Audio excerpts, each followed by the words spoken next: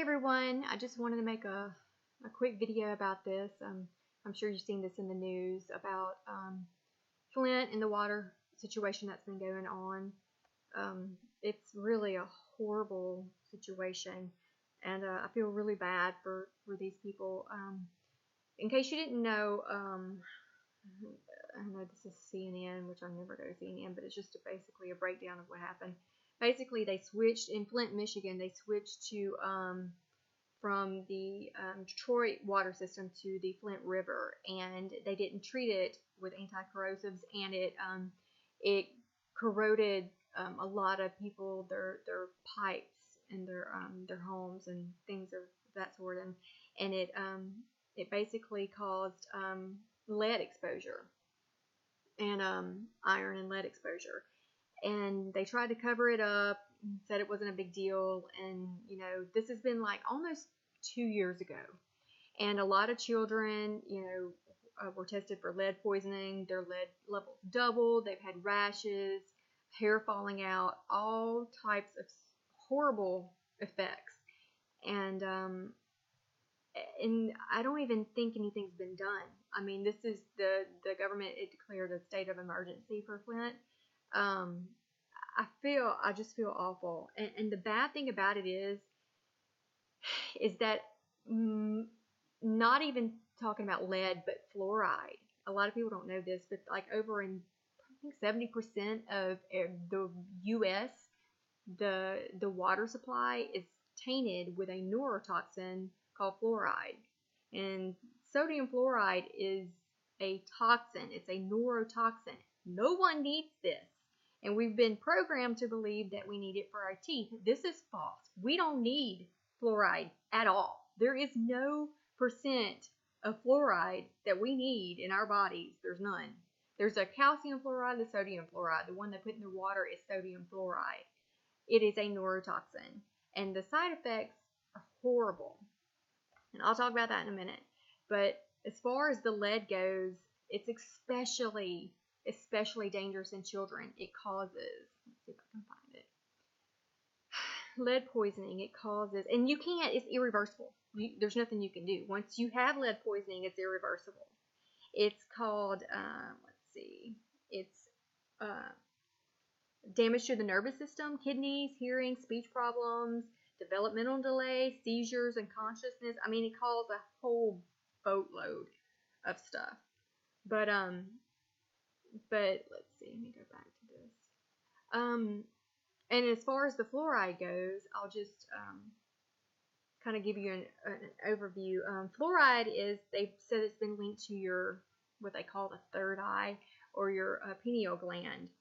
And they say that it calcifies it, so it kind of leads you to be more docile and kind of robotic-like.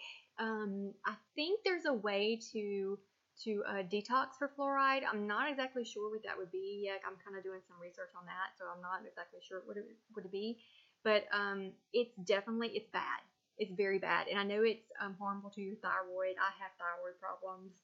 And all those halides and those things are really, really bad and damaging. But you know what I thought was weird when I wanted to post this?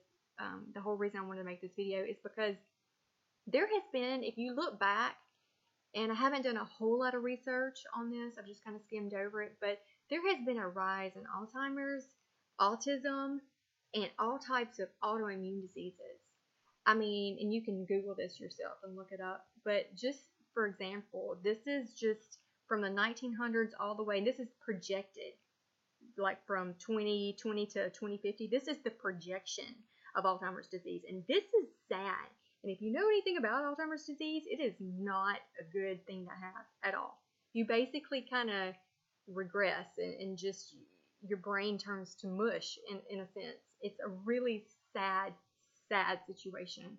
My grandfather had this, and it was not a good thing to watch. And so that's Alzheimer's disease. Let's take a look at autism. I mean, let's go to autism real quick. This is autism. And this is from 75 all the way to up to 2010. And I know you're going to say, yeah, well, we just didn't know how to diagnose this, yada, yada, yada. That's crap. I don't buy that at all. I mean, yeah, to a point it's true, but it's really on the rise. And this affects children's lives. It's so sad. And a lot of people are not aware of what's going on in the world. And let's move on. I'll show you what's in the autoimmune diseases. This is the rise, autoimmune diseases, MS, Hashimoto's, scleroderma, Sjogren's. I mean, there's a plethora of different types of autoimmune diseases. And it's basically our own immune system being rewired, basically, is what it is. And it attacks our own organs. And I know about this because I have an autoimmune disease. And it is not a fun thing to have. And let me let you take a look and see how fluoride affects this. As far as Alzheimer's and autism and that sort. And this is in 70% of the water, and probably the water that you drink. And not only that, but when you drink it, it gets into your body, but your skin is the biggest organ that you have. And once you bathe in it or shower in it, it absorbs that. So you're getting it. If it's in your water system, you are getting it into your system. So let's take a look at it and see if I can find it right here. I mean, you can go to any site. I mean, you just Google it in and it pretty much comes up, and, it'll tell you. But it says fluoride affects pineal gland. There it is right there. And that's what a lot of people call the third eye or whatever. But fluoride affects thyroid function. And it also goes on to say that they think it has a link in Alzheimer's disease. And I believe that too, just from the small amount of research that I've done on that. Let's see. I mean, it's just so much. It's so much stuff. It's so much information. And what's sad is our kids are drinking this. Like, it's in, when they go to school, they drink from the water fountain. Well, the water fountain, it's not a filter.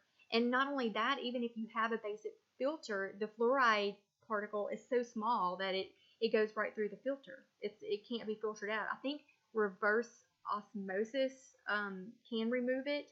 I'm not sure about any other ways to remove it, but you might want to take a look at that. I mean, in my advice, you definitely want to take a look at this, especially if you have children, because this affects kids. I mean, it is a known neurotoxin. And anyway, they're saying that it affects Alzheimer's disease, that it plays a part in that. Not only that, but let's look at aluminum. And we have so many chemtrails. I can walk outside right now and spot a chemtrail in the air. And I have been tested for heavy metals. I know I have high aluminum. And they say that this also is linked to Alzheimer's disease as well as a load of other autoimmune diseases. And it's everywhere. It's in our deodorant, our air, in pots and pans. I mean, this stuff it's everywhere. But they're saying it leads to autism too. It's one of the things that you do if your child is diagnosed with autism. They want to detox the heavy metals, aluminum being one of them. And so this is a good site. It's Health Impact News. There's tons of other sites you can go to though to find this information. You just kind of do it just like 5 minutes of research, and you can find some sites that have this, as well as a lot of good doctors who are well trained into dealing with autism and how to detox for these metals and things of that sort. But they're also saying that fluoride is a cause of autism too. And I know it's a cause of autoimmune problems. It's a cause of Alzheimer's, autism. I mean, just this is horrible.